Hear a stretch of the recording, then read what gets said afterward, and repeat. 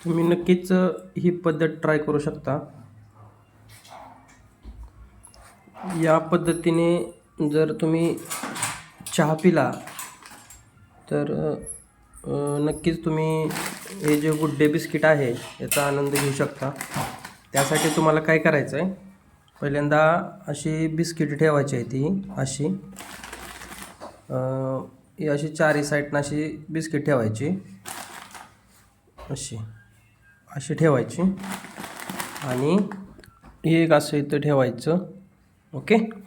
आता दिसतानाही किती छान दिसतंय आपल्याला हे, तुम्ही बघू शकताय. खूप मेहनत लागते याला, पण तुम्ही हे करू शकणार नाही तुम्ही. ओके.